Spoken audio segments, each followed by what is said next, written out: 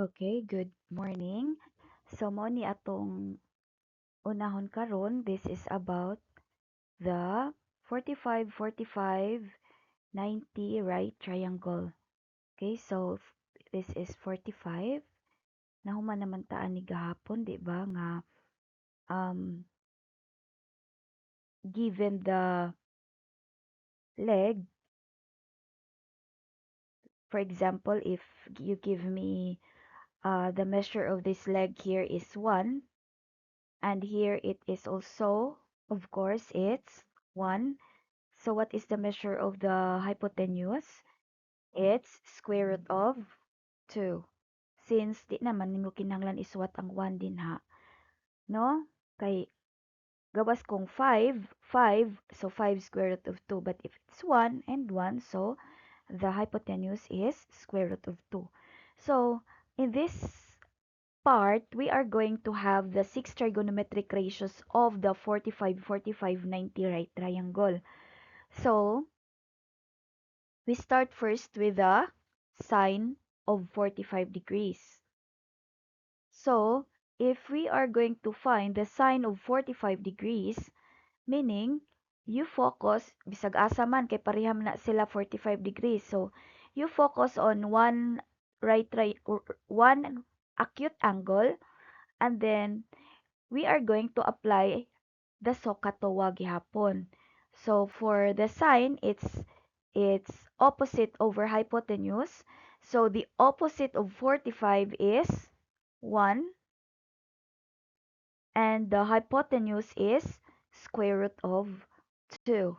Now, according sa atong lesson sa radicals, dili man lagi madawat ang radical sa denominator. So we need to rationalize, multiply both numerator and denominator by square root of 2.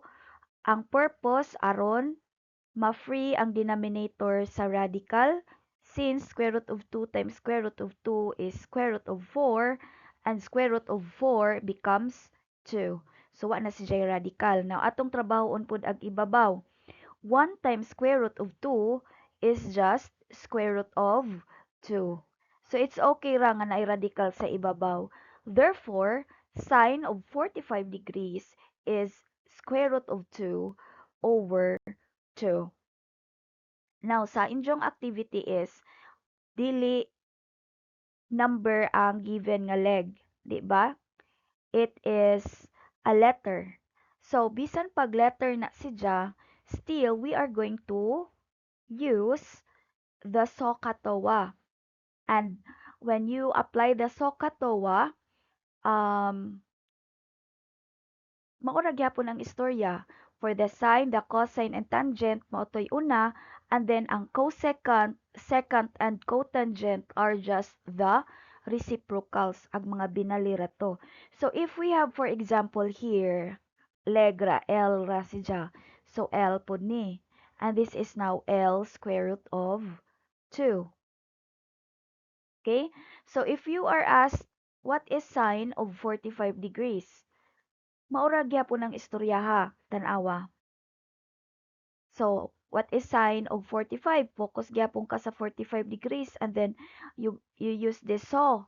So the opposite of 45 is the letter L, and the hypotenuse is L square root of 2.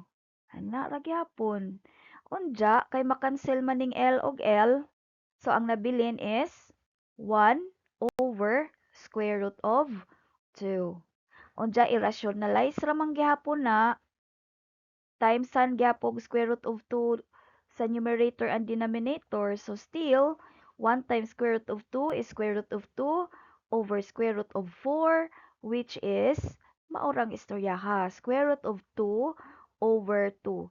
See, pareha ra na sila sa kung ang value numero or kung ang value is just a variable. So, same ra ang answer. So, the rest, kamao na mo ato, and also, mong tagaan pod karon sa kamo na motiwa sa 45 degrees tanan, tagaan na pod mo na aron sa 30, then 60. O, stop sa ta dire.